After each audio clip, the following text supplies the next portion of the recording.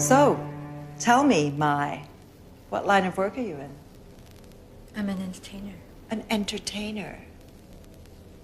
And how many cocks can you entertain with that cute little cunt? Well, that was Kristen Scott Thomas in the role of Julian's mother in Nicholas Winding Refn's summer blockbuster, Only God Forgives.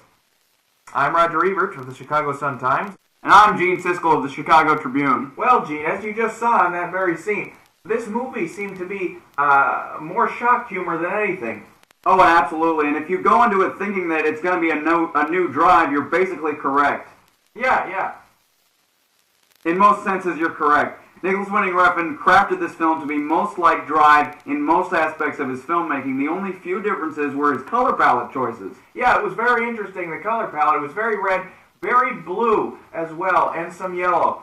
And there were lots and lots of Asians in this film, as opposed to when in Drive there were no Asians. Lots of Asians in this film, and that was primarily due to the film setting, which was Thailand.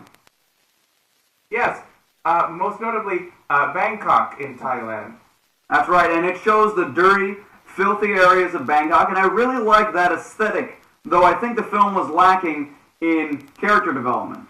Yeah, that's very interesting the way you put it. This was more slapstick comedy than anything else, and what really struck me was that Ryan Gosling's character Julian did not even get a name in the film. Oh, that's I'm gonna have to disagree with you, Roger. I think Julian's character did have a name, and I think it's more screwball than anything.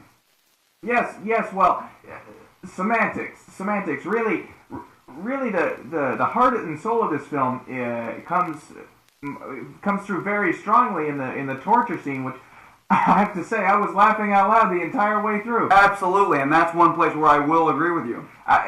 Nicholas Winding Refn is a master at creating airs of humor in scenes, and I think the torture scene was a fantastic example of that. Absolutely. He finds ways to lighten the tension, and I really think the crux of the film was a quirky family drama about the relationship between Julian and his mother. And I'll go one step further. I think Julian actually had a libido for his mother.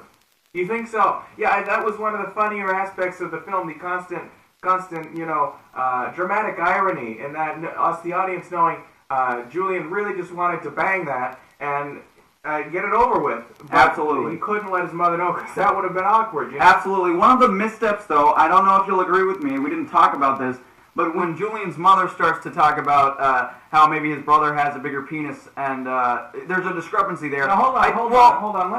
Let me stop you right there.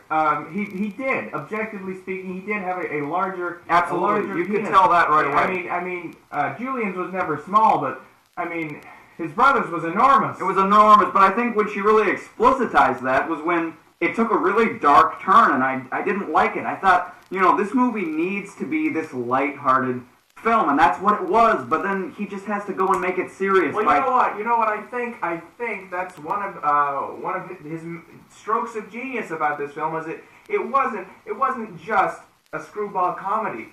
He took it and injected a little bit of dark humor.